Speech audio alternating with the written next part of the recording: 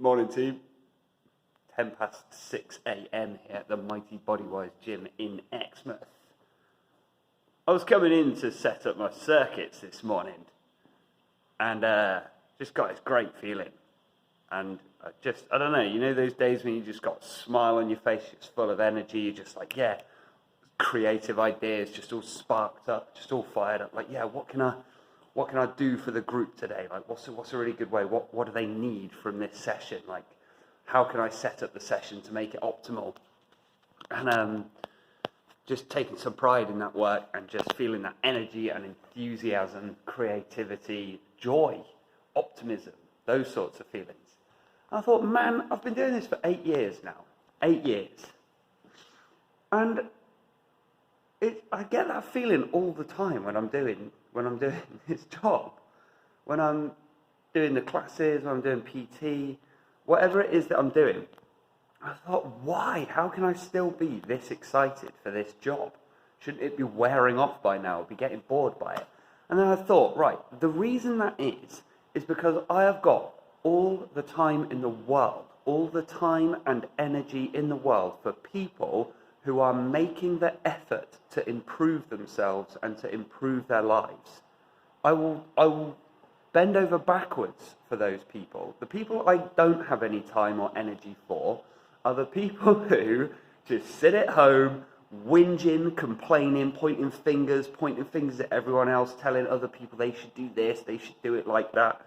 Oh, it's everyone else's fault. Oh, it's this politician, it's that politician, it's this political party, it's that political party. Oh, it's somebody else.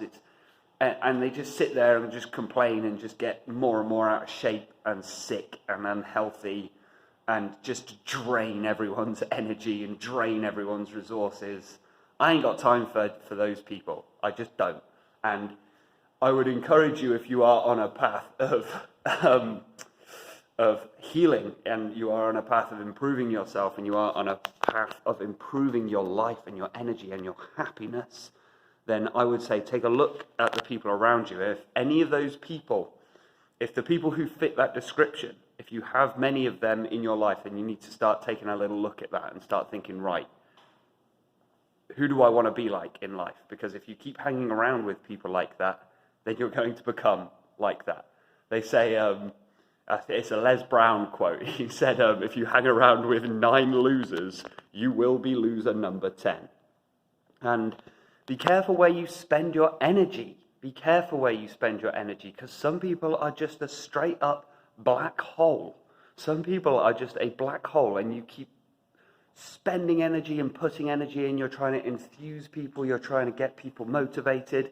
You're trying to improve your own life in order to try and inspire others, and other people will never, ever get sparked up by it. It's like trying to make a bonfire out of wet wood. It's just never going to take. It's never going to take. There's plenty of dry wood out there. Let's find the dry wood, and that's where we can make the spark happen.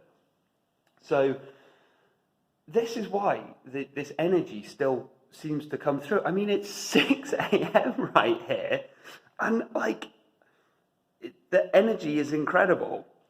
And it's because those people who are taking a look inwards and saying, right, I need to change something, I need to improve. And these people are taking time. They're going to be coming in at 6:45 in the morning, often before their working day, in order, because they know that they need to get their training in, and for whatever reason they can't find the time to come to the gym on their own. So that's why they come to a circuits class. And I think, right, they're taking that time. They're taking that time. They're spending the energy, they're spending the money to come in. I think, right, now I'm up to bat. I'm up to bat. This is my job now.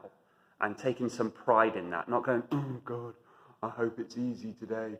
I hope there are not too many people are here. I hope it's like, because that energy isn't going to inspire anyone. It's not going to pick anyone up. So it's about saying, right, now I'm up to bat on this. And whatever it is that you do for a job, it might just be, you might have in your mind, what I do just isn't significant or isn't important. But it is significant and it is important. Every conversation you have with somebody, every time you talk to somebody, the way you interact with people, the time, effort, and energy that you put into your craft, whatever it is that you do, even if you work on the bins, or it's like too many, or you're a cleaner or something, too many people then just discount that and they just think it's not like a noble job. That's the most noble job there is. That's the most noble job there is. And start seeing yourself like that it's valuable, that it matters, that you know your value, you know your worth. Because your value and your worth is so much more than simply the money that you're bringing in. It's the way you interact with people. It's the way you speak to people. It's the energy that you bring to the universe. That is where the true value and the true worth of what you bring to the world comes in. It doesn't really matter that much, the actual physical, practical thing that you do. I mean, I'm a fitness instructor right here. That's what I'm here to do. And you might think, well, so what do? You put some cones out and tell people how to do some bicep curls and play some music and count down on a stopwatch. But it's like, well, if I saw it like that, it wouldn't be long until I did get bored. Until I said, well, what is the point of this? Like, this is, I'm bored of this now. But I haven't been seeing it like that. Yes, that's like the backdrop. That's the blueprint. That's the basics of what a fitness instructor does or a class instructor does. But what an opportunity. What an opportunity there to take an audience, and what an opportunity then to take all of my experiences, everything I've been through, and process it and think about it and think, how can I package this motivation? How can I deliver that motivation? How can I deliver a shift in mentality as much as a shift in the physical energy? How can I strengthen not only the body, but the mind as well? How can I strengthen the mind, the body, and even the soul during a fitness class? How? How is that possible? Well, it takes some thinking about. Because if I started saying that, if during the warm-up I started talking about the mind, body, and soul, it's like, well, yeah, whoa, mate, it's 6:45 on a Tuesday morning here. We're just here for a bit of fizz. So it's like, nah, I need to think about how the sequence of exercises and how much to give as well. It's not all about the sort of high motivation stuff. You've got to start with just the basics. Just get the basics nailed down, and then every now and then you can just throw in those little motivational principles, the motivational principles. If you want to take the island, you have to burn the boats. If we want to win the race, we have to go through the line, not to the line. Now, that is true in a fitness class. It's also true in life. It's also true in life. It's about giving 100%. 100%, because most people quit. They haven't even started yet.